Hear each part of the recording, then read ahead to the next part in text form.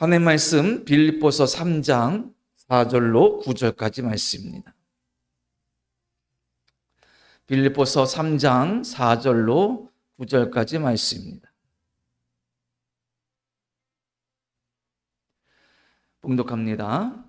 그러나 나도 육체를 신뢰할 만하며 만일 누구든지 다른 이가 육체를 신뢰할 것이 있는 줄로 생각하면 나는 더욱 그러하리니 나는 8일 만에 할례를 받고 이스라엘 족속이요 베냐민 지파요 히브리인 중에 히브리인요 율법으로는 바리새인요 열심으로는 교회를 박해하고 율법의 의로는 흠이 없는 자라. 그러나 무엇이든지 내게 유익하던 것을 내가 그리스도를 위하여 다 해로 여길 뿐더러 또한 모든 것을 해로 여김은 내 주 그리스도 예수를 아는 지식이 가장 고상하기 때문이라.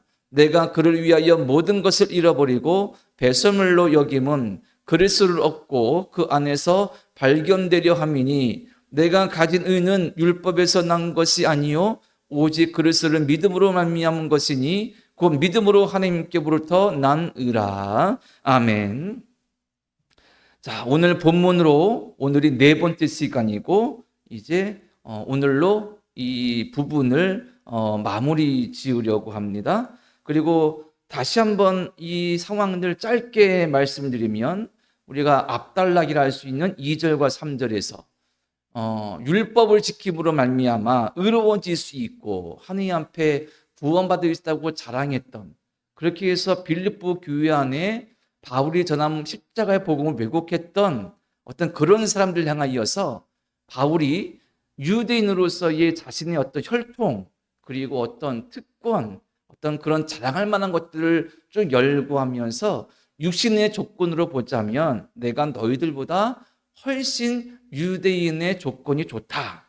그러니 당신들이 예수 그리스도의 복음을 왜곡하고 유대인이 가장 중요하게 여기는 율법을 강요하고 가르치는데 당신들의 생각이 잘못되었다. 내가 오히려 당신들보다 율법을 알면 더 알고 더 철저히 지켰고 당신들보다 혈통으로나 무엇으로 보나 완벽한 유대인이기에 당신들의 그런 주장이 옳지 않다라는 것이죠.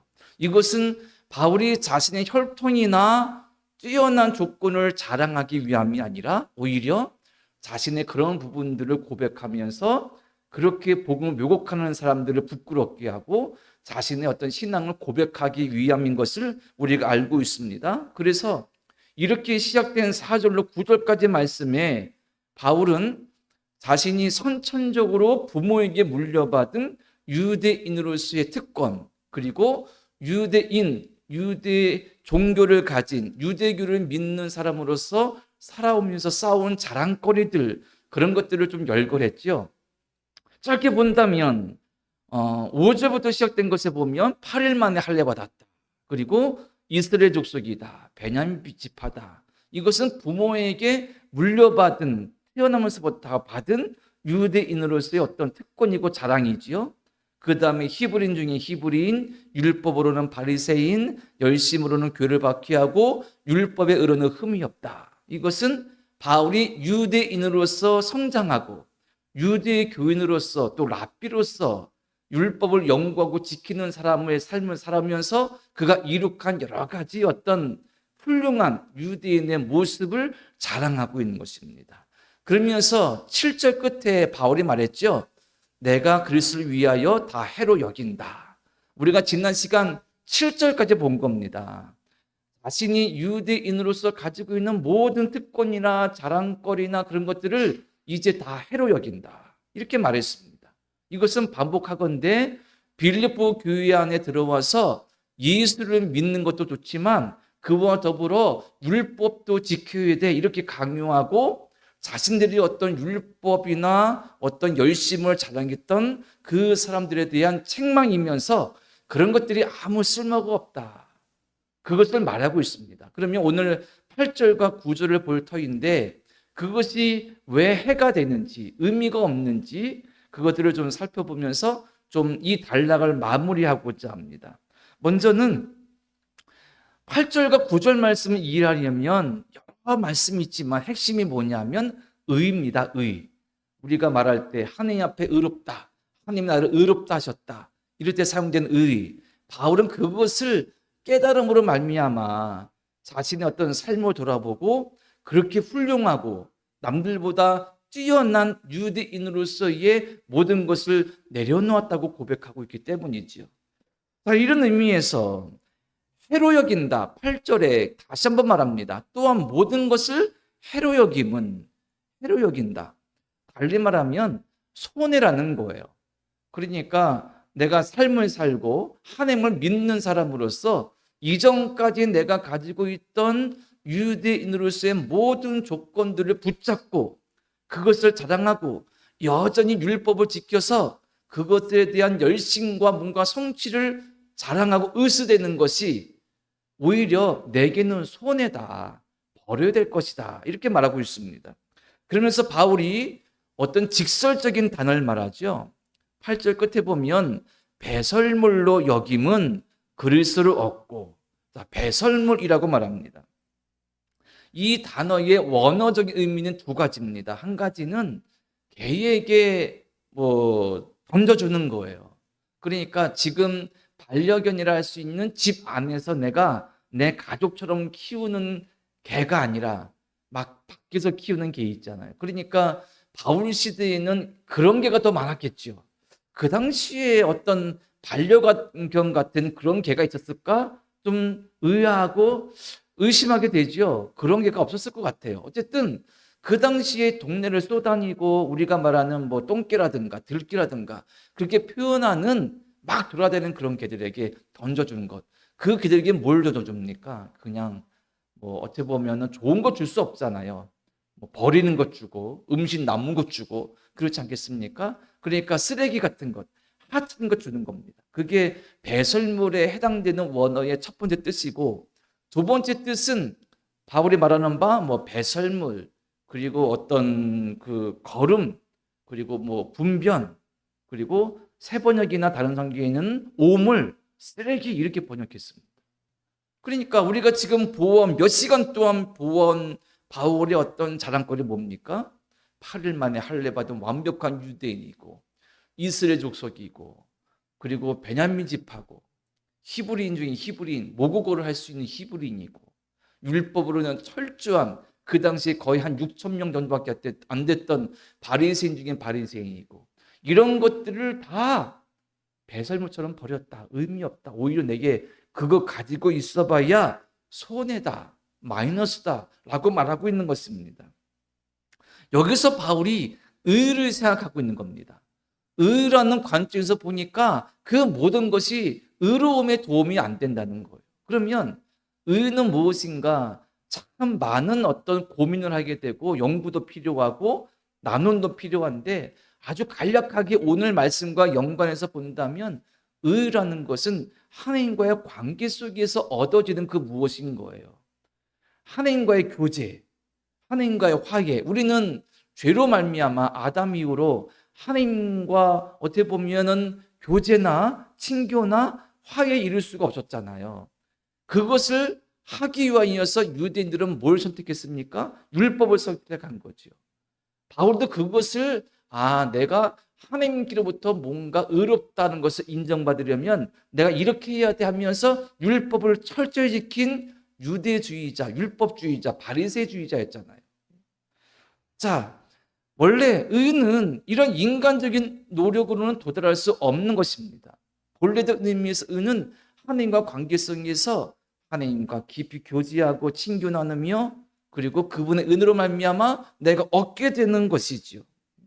그리고 거기서 내가 깨달은 의로움으로 말미암아 내 생각과 마음과 정신과 모든 것들을 하나님께 향하는 자세, 삶의 태도, 마음의 태도를 말하겠죠. 말씀드린 것처럼 이런 하나님과의 온전한 관계를 위해서 바울은 율법을 선택한 겁니다. 아니, 선택이라기보다는 부모에게서 태어나 보니까 나는 이미 유대인이고 율법을 지키는 자로 태어난 거예요. 그리고 성장하면서 배우면서 그가 배운 것도 율법인 거예요. 의로워질 수 있는 유일한 길과 가장 확실한 길과 하나님께서 주신 길은 율법이라고 믿어왔고 그렇게 태어났고 그렇게 배워왔고 자라왔습니다. 그런데 그가 다메섹에서 예수를 만난 이후에 그가 부모에게 물려받은 것, 그리고 그가 성경에서 배우고 깨달은 모든 것들이 아무 의미가 없다. 헛된 것이었다. 그것이 오히려 내게 마이너스다. 손해다. 그것은 내가 들깨에게 뭘 던져주거나 내가 정말 더럽고 지저분한 것처럼 버려져 상관없는 그런 것과 똑같은 것이다. 여전히 이 예수 그리스도를 믿고 영접하여 진리를 모르는 사람은 이게 제일 귀한 거예요. 바울이 말한 것이 가장 귀한 겁니다. 인생의 삶의 최고입니다. 그것이 삶을 풍요롭게도 하고 다른 사람에게 존경받기도 하고 하나님께는 의롭다고 인정받을 수 있는 길이 된다고 믿었기 때문인 거예요. 그런데 바울이 보니까 그게 헛된 거란 것입니다. 배설물 같은 거예요. 그래서 바울은 뭐라 말합니까? 그걸 다 해로 여기고 배설물처럼 내가 버린다. 그렇게 고백하고 있습니다. 그러니 이 말은 스스로에 대한 신앙 고백과 더불어서 빌립보 교회 안에서 복음을 왜곡하고 성도들을 혼란케 한 이들에게 지금 당신들이 그렇게 주장하고 그렇게 믿고 붙잡고 있는 것이 헛된 것이다. 이렇게 말하고 있는 것입니다. 이 고백이 얼마나 그래서 바울의 삶이 녹아져 있고 그의 모든 인생이 녹아져 있는 고백이니까 얼마나 진실하면서도 강한 고백인지 몰라요. 그래서 설득력이 있고 힘이 있는 것이겠죠. 이 부분에서 우리가 바울에게서 깨달을 것이 있고 배울 것이 있습니다. 한 가지는 뭐냐면 내가 주님을 만났습니다. 그런 다음에 주님과의 관계 속에서 정말 바울이 고백하는 것처럼 내가 이전까지 꽉 붙잡고 있는 것이었는데 그게 주님 만나보니까 별 의미가 없어요.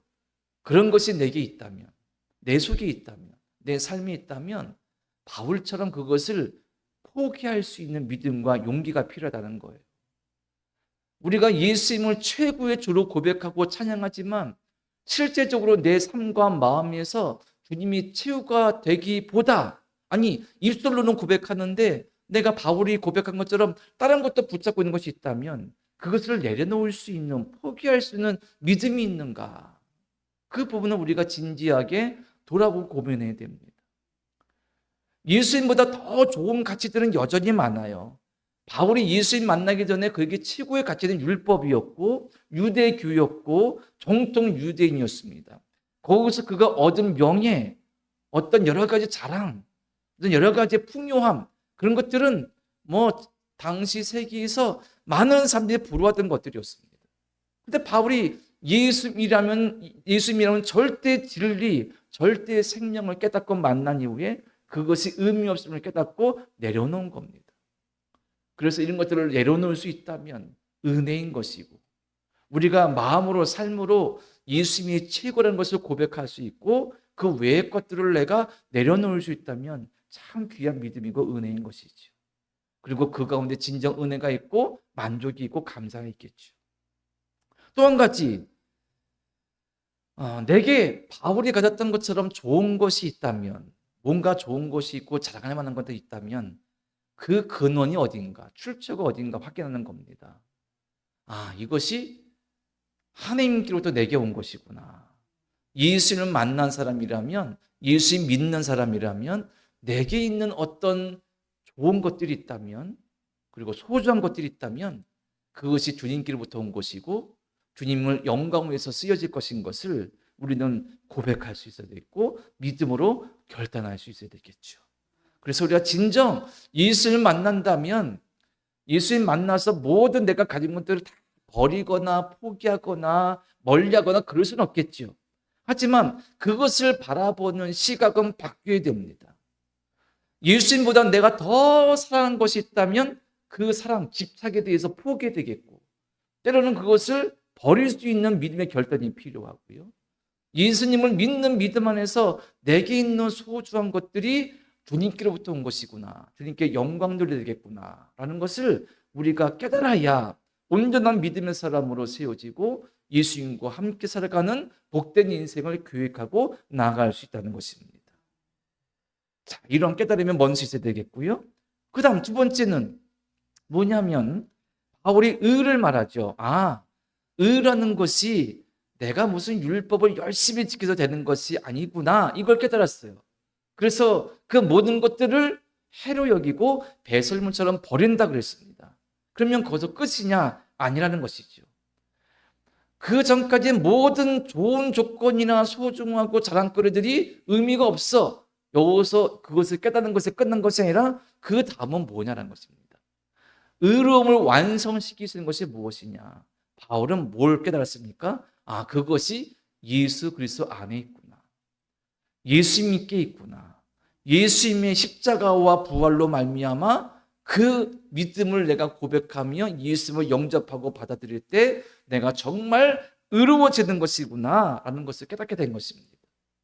자, 9절 말씀 보면 바울이 이렇게 말합니다. 그 안에서 발견되려 함이니 내가 가진 의는 율법에서 난 것이 아니요 오직 그리스도를 믿음으로 말미암은 것이니 그 믿음으로 하나님께로부터 온 난 의라. 아멘. 자, 바울이 말합니다. 내가 가진 의는 율법에서 난 것이 아니요. 반복했죠? 바울의 최고의 가치와 인생의 최고의 목적은 율법을 완전히 지키고 율법에 따라 사는 것이었습니다. 그 인생 모두가 거기에 맞춰져 있었습니다. 그런데 담에색에서 예수님 만난 다음에 그것이 한순간 다 무너져 버렸습니다. 얼마나 허무했을까요? 지금까지 살아온 인생이 송두리째 무너지고 부정당한 거예요. 얼마나 허무했겠습니까? 그런데 그 허무하면서 끝난 것이 아니라 진정한 진리와 생명이 예수님께 있구나. 그러니 율법으로 내가 의로워지는 것이 아니라 오직 그리스도를 믿음으로 말미암은 것이니 곧 그 믿음은 하나님께로부터 난 의라. 예수님을 내가 받아들이고 내가 예수님을 영접하고 예수님의 십자가와 말씀과 그분을 바라볼 때 내가 의롭게 된다는 것을 깨닫게 된 겁니다. 결정적인 차이는 뭐냐면 율법은 내가 노력하는 거예요. 내가 노력하고 달성해서 내가 획득하고 얻는 거고 쟁취하는 겁니다. 그걸 당연한 것으로 여겼습니다. 근데 믿음은 그런 것이 아니잖아요. 하나님 앞에 내가 얼마나 열심히 하고 얼마나 열심히 뭘 지켜야 뭐 의로움을 내가 획득할 수 있겠습니까? 그런 게 아니라는 겁니다. 진정한 의는 그냥 예수님을 받아들이는 거예요. 다른 것이 없이 예수께서 하나님의 아들이고 그분의 십자가의 죽으심과 부활이 나를 위한 대속의 죽음이야. 그분이 나를 살리신 분이야. 그분이 구세주야. 이 고백을 받아들이는 것이 의로워짐의 전부라는 거예요. 우리는 이것을 칭의로라고 부르죠. 내가 무슨 공로가 없으나 하나님께서 너 의로워 칭해 주셨습니다. 그리고 그 근거는 예수님의 십자가의 보혈의 대속의 죽음에 있는 겁니다. 자, 이에 대해서 바울이 로마서에서 분명히 말합니다. 로마서 3장 20절로 22절까지 보면 이렇게 말해요. 그러므로 율법의 행위로 그의 앞에서 의롭다 하심을 얻을 육체가 없나니 율법으로는 죄를 깨달음이라. 그러니까 율법으로는 하나님 앞에서 내가 의롭다고 자랑할 사람이 한 명도 없습니다. 율법은 그런 자랑이 되는 것이 아니라 내가 죄인이구나를 계속 반복적으로 깨닫는 거예요. 왜냐하면 율법을 완벽하게 지킬 수 없으니까요. 이어서 말합니다. 이제는 율법 외에 하나님의 의가 나타났으니 율법과 선지자들에게 증거를 받은 것이라. 곧 예수 그리스도를 믿음으로 말미암아 모든 믿는 자에게 미치는 하나님의 은이 차별이 없느니라. 아멘. 의는 어디서 온 것이냐 하면 구약의 선지자들이 계속 증거해 왔어요. 미시아가 올 것이다. 그분을 통해서 하나님께서 이스라엘을 살리시고 온 세상을 구원하실 것이다. 그것이 누구냐? 예수 그리스도다. 그를 믿는 믿음으로 말미암아 모든 믿는 자에게 차별 없이 주신 은혜라고 바울이 로마서에서 선포하고 있는 것입니다. 그러니 예수님을 그냥 믿는 것, 받아들이는 것이 의로워짐의 핵심이고 전부라는 거예요. 바울이 깨달은 진리는 그것입니다. 아주 단순 명료하지만 이 깨달음이 어떻게 사람의 어떤 공부나 노력으로 되겠습니까? 하나님의 선택, 은혜인 것이지요. 지금 우리가 다녀보면 전기 자전거를 타는 분들이 많이 있어요. 그죠? 우리가 얼마 전까지 무슨 그런 거 생각만 했습니까? 그냥 자전거 있으면은 발을 굴러서 가는 거였는데 요즘에는 자전거에 사람이 앉아 있으면 막 저절로 가요. 어찌 보면 의롭다는 것이 그런 겁니다. 바울이 생각한, 유대교가 생각한 율법이 믿는 의로움은 뭐냐면 내가 페달을 내 힘으로 구르는 거예요. 그래서 도달하는 겁니다. 의로워지는 것, 죄 없는 것, 구원받는 것은 내가 페달을 막 밟아서 어딘가에 도달해야 되는 겁니다. 그 페달을 밟는 행위가 율법을 지키는 거예요. 할례 받고 십계명 지키고 온갖 정결례 지키고 안식 규정 지키고 제사 드리고 번제 드리고 모든 걸 다 하는 노력인 것입니다. 그런데 그걸 평생 믿어왔던 바울이 예수님 만나니까 그게 아닌 거예요. 예수님을 믿고 영접하면 그것으로 내 죄가 용서되어지고 하나님께서 너 의롭다라고 칭해 주신 겁니다. 마치 자전거 탔는데 내가 발을 구르는 것이 아니라 그 정기임으로 저절로 가듯이 예수 그리스도를 믿는 믿음 안에서 우리가 의로워지는 것입니다. 그게 의로워짐을 설명할 수 있는 어떤 좋은 모습이 될 수가 있어요. 그런데 여기서 끝난 것이 아니라 의롭게 되었다, 즉 칭의가 된 사람은 나 의로워졌으니 끝이 아니라 이제 예수님과 함께 살고 예수님과 함께 죽고 예수님을 따라가는 그런 삶으로 변화되게 되겠죠. 이것이 바울이 궁극적으로 말하고자 하는 것입니다. 자, 1장 21절에 보면 바울이 이렇게 고백했습니다. 우리가 너무 잘 아는 말씀이죠. 이는 내게 사는 것이 그리스도니 죽는 것도 유익하다. 이런 바울의 고백이 어디서 나왔느냐 하면 율법으로 내가 의로워지는 것이 아니라 예수 그리스도의 은혜로 내가 의로워지니 이제 내가 예수님과 함께 살다가 예수님과 함께 죽고 그것도 유익하다. 자, 갈라디아서 2장 10절에 바울이 뭐라 말합니까? 내가 그리스도와 함께 십자가에 못 박혔나니 이제는 내가 사는 것이 아니요 내 안에 그리스도가 사는 것이니. 의로워진 사람은 내가 의로워졌으니 끝났어가 아니라 이제 예수님과 함께 죽었으니 예수님과 함께 다시 살아서 예수님과 함께 살아가는 것입니다. 그게 복음이고 진리이고 믿음의 능력이고 영원한 생명을 사는 사람의 모습이라는 것입니다. 여기까지 나아가야 된다는 것이죠. 자, 말씀을 마지막으로 정리해 본다면 4절로 9절까지의 말씀을 정리하면서 우리가 보니 바울이 유대인으로서 그가 선천적, 후천적으로 가진 자랑과 특권을 쭉 열거하는 이유를 보니 그 율법을 믿고 지켰던 신앙이 얼마나 헛된 것이었는지. 그러면 진정한 진리, 의롭게 하는 것은 무엇이냐? 율법에 대한 열심, 인간적인 노력, 업적주의가 아니라 하나님께서 거저 주시는 은혜, 그리고 그 은혜가 예수님께로부터 온다는 것을 깨달은 것이죠. 이것을 붙잡고 예수님 의지하고 예수님 마음속에 영접하고 예수님 따라가려는 믿음의 결단과 헌신이 진정한 복된 삶으로 생명의 길로 우리를 인도한다는 사실인 것입니다. 이것을 우리가 함께 공부하고 깨달았으니 우리 또한 그 주님을 따라가는 믿음으로 더 굳세어지고 더 진실해지고 내 노력이 아닌 은혜로, 내 열심이 아닌 은혜로, 내 의가 아닌 예수 그리스도를 바라보는 그 은혜로 말미암아 나아갈 수 있는 저와 여러분 되시기를 간절히 축원합니다. 기도드립니다. 하나님 아버지 감사합니다. 주님 은혜 가운데 우리를 불러주셨고 우리를 구원해 주셨으니 감사합니다. 그 구원의 은총이 바로 십자가에 있음을 믿습니다.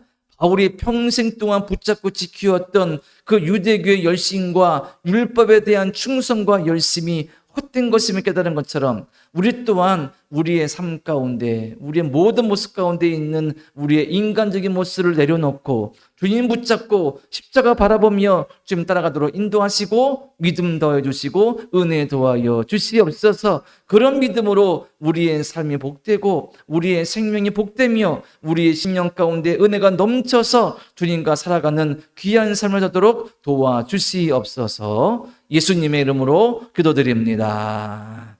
아멘.